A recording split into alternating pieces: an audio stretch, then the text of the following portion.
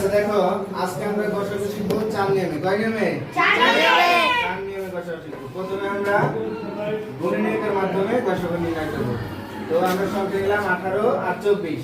তাহলে 18 এর গুণনীয়ক বের করতে এগুলো কি? 18 এর গুণনীয়ক। আর হচ্ছে 24 এর গুণনীয়ক এগুলো কি? 24 এর গুণনীয়ক। এরপর এই গুণনীয়কের মধ্য থেকে আমরা সাধারণ গুণনীয়কগুলো খুঁজে বের করব। কি করব? সাধারণ গুণনীয়কগুলো খুঁজে বের করব। এই সাধারণ গুণনীয়ক বের করছি, এখানে মিল আছে 1, এই যে 1, তার মিল আছে কত? 2, তার মিল আছে কত?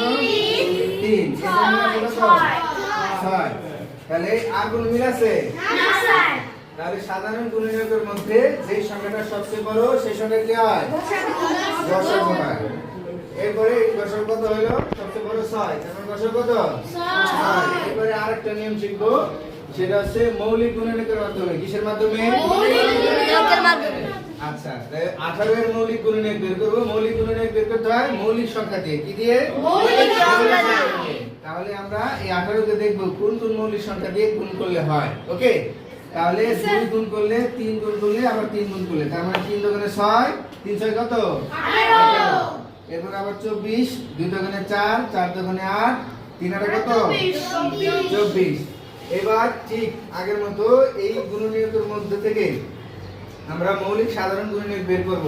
তার মানে যে সংখ্যাটা কমন থাকবে, তার মানে এই 2 এটার মধ্যে আছে, এটার মধ্যে আছে, আবার 3 উপরে আছে, নিচেও আছে। তার মানে মৌলিক সাধারণ গুণনীয়ক কোনটা?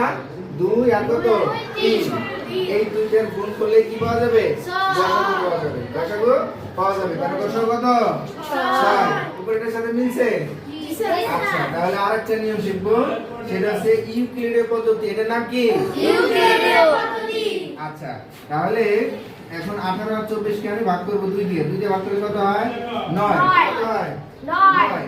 এরপরে 24 ভাগ করলে কত হয়? 12। এখন 2 দিয়ে কি যায়? সবগুলোর মধ্যে যায় না, তাহলে 3 দিয়ে নেব। তাহলে 3 3 9, 3 4 কত? 12। এখন যে সংখ্যা দিয়ে শুধুমাত্র ভাগ করব ওই দুটো সংখ্যা নেব। কি করব? ওই দুটো সংখ্যা নেব। তাহলে ওই দুটো সংখ্যা নিলে কত হয়? 6। কত হয়? 6। তাহলে গসাগু কত হলো? 6। এবারে আরেকটা নিয়ম লাস্ট, সেটা হচ্ছে ভাগ প্রক্রিয়া। কি প্রক্রিয়া? ভাগ প্রক্রিয়া। তাহলে এই দেখো 18 আর 24 এ ভাগ করলাম, তাহলে এখানে কয়বার যায়? একবার। একবার গেলে 18 বিয়োগ করলে কত হয়? 6। আমরা তো সবাই নিয়মে জানি যে ভাগশেষ চলে আসলে পরে করলে 10 মিনিট চলে যায়, তাই না? কিন্তু এই গসাগু করার ক্ষেত্রে এই ভাজককে আবার ভাজ্য নিয়ে আসতে হবে। ভাজককে কি করতে হবে? ভাজ্য নিয়ে আসতে হবে। তাহলে ভাজককে আবার ভাগ করতে হবে। তাহলে 3 দিয়ে যায়। কত দিয়ে যাবে? 3 দিয়ে যাবে। 3 দিয়ে যাবে। তাহলে কত হবে? 3 6 18। ঠিক আছে? এটা কত হবে? 18। তাহলে শেষ ভাজক কত? 6। শেষ ভাজক কত? 6। তাহলে গসাগু কত হবে? 6। 6। ঠিক আছে? ওকে, ধন্যবাদ।